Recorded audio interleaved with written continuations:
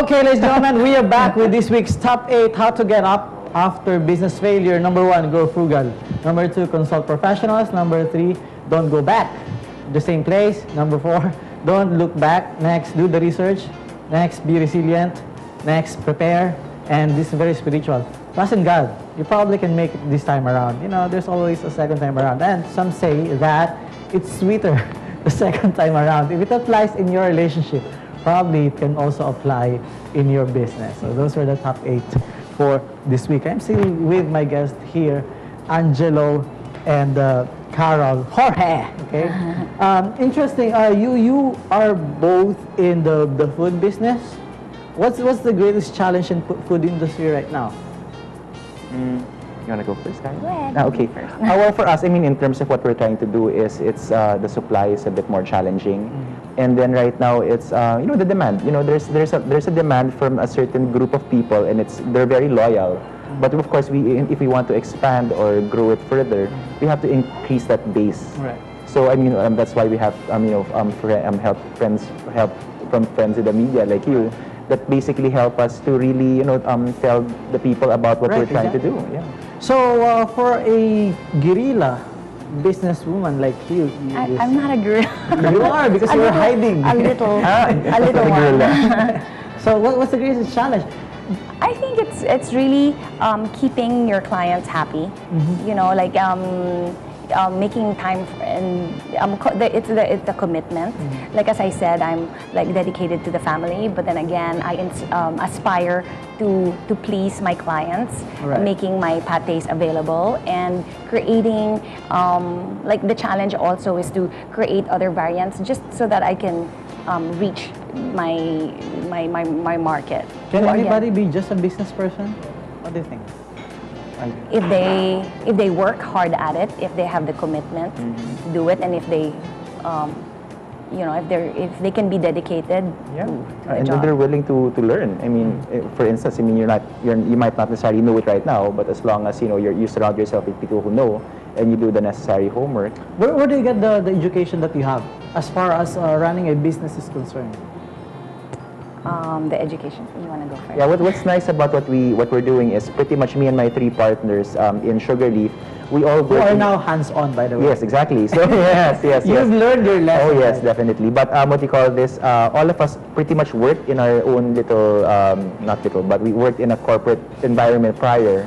And then we all have different competencies. Like one is a food technologist, so she looks after the formulations. Of course, I'm the marketing guy. And PR. That's right. And then one of our partners, even though she's a certified public accountant, she's a CPA, she's the one who prepares the food because that's really her passion.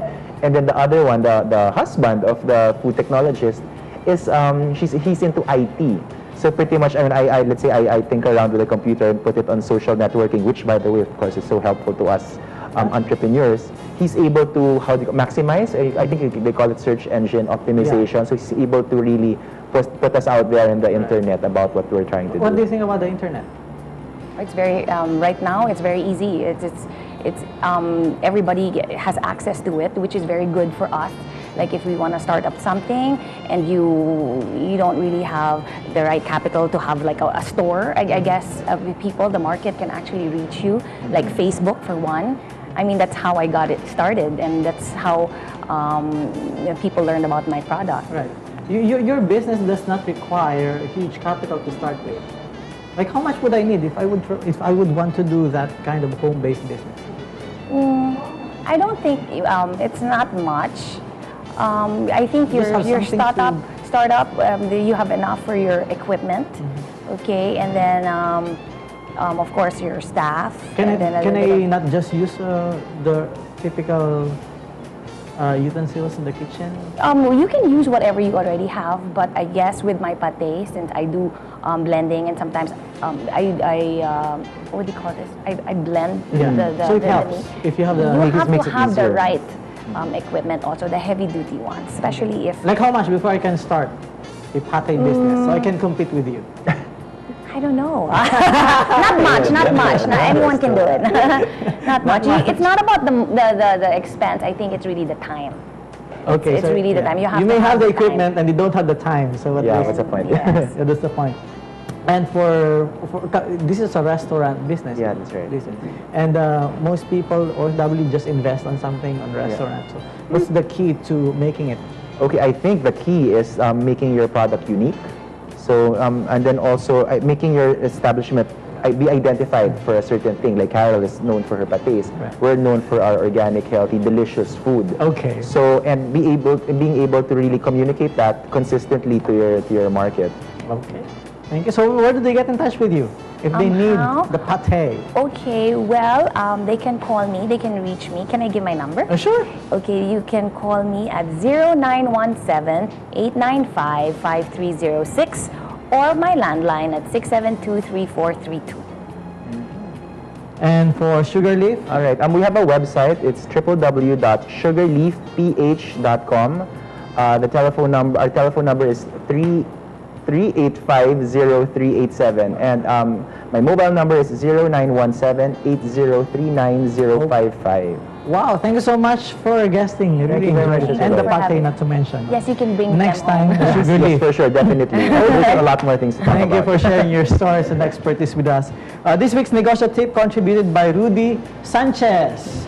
When solutions seem afar, try thinking out of the box. Many times it's our own way of thinking that resists the unfoldment of a brilliant solution. When you make judgments early on, you are consciously narrowing your options long before all your creative solutions find surface. Let's go. Let all your creative juices flow. Welcome criticism.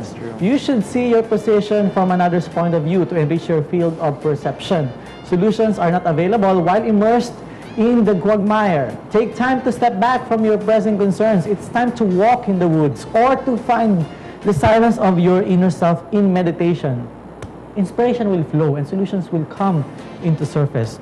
Next, take time to listen to your heart. Your mind does not have all the answers, but your inner self is rich with limitless possibilities. You only need to attune to your subconscious to access your creative powers. Hone your native powers. Unless you exert effort in awakening your creative potentials, you will never outperform yourself. Simplify your goals. Too many diverse and conflicting goals contradict and weaken each other and delay, if not stall, their realization. Focus on one goal, just one goal at a time, and employ all your energies and resources to realize your selected goal.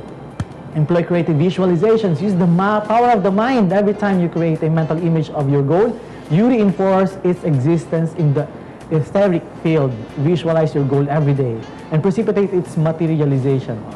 That's it for this edition of the Philippines' most dynamic business talk show. I would like to thank Bobson for my jeans and Merger for my outfit. Your lady for this week. God created man to rule. Therefore, we must be rulers of our emotions. It is key to a good life. Our past episodes at creativebusinesstv.com. On Facebook, follow us on Twitter at Lloyd Luna. This is your business evangelist, Lloyd Luna. Thank you so much for watching. See you again next time.